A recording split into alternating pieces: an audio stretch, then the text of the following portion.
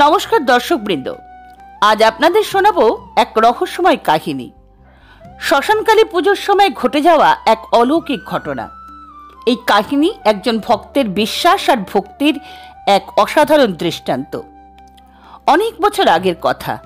এক ভক্ত প্রতিদিন নিষ্ঠা ভরে মা কালীর জপ করতেন, কিন্তু তার জীবনে ছিল শুধুই কষ্ট, দারিদ্র্য, দুঃখ আর অশান্তি।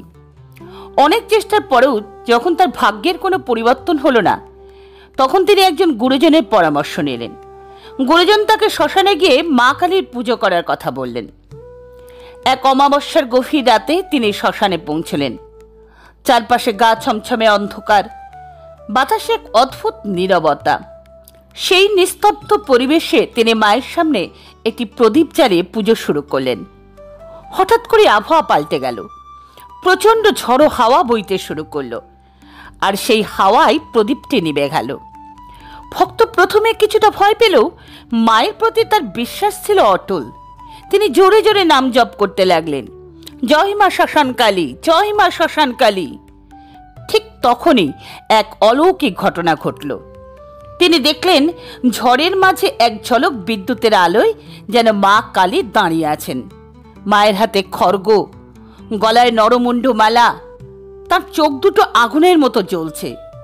কিন্তু সেই ভয়ঙ্কর রূপের মধ্যেও ভক্তের দিকে তাকিয়ে তিনি এক মায়াভরা হাসি দিলেন। এরপর চারপাশ শান্ত হয়ে গেল। প্রদীপটিও আবার জ্বলে উঠল। ভক্ত বুঝলেন এটা কোনো বিভ্রম নয়, সত্যিই মা তাকে দর্শন দিয়েছেন এবং কৃপা করেছেন। সেই দিনের পর থেকে তার জীবনের সব কষ্ট দূর হয়ে গেল।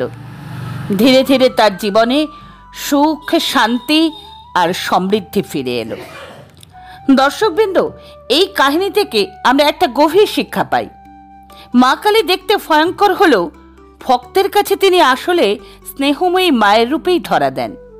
তার আশীর্বাদ পেতে শুধু দরকার নিঃস্বার্থ ভক্তি আর গভীর বিশ্বাস। যদি এই অলৌকিক গল্পটি আপনাদের ভালো লেগে থাকে, তাহলে ভিডিওটিতে একটি লাইক দিন। আপনার মূল্যবান মতামত আমাদের কমেন্ট বক্সে জানাতে ভুলবেন না। আর এমন আরও রহস্যময় ও ভক্তির কাহিনী দেখতে আমাদের চ্যানেলটিকে সাবস্ক্রাইব করুন।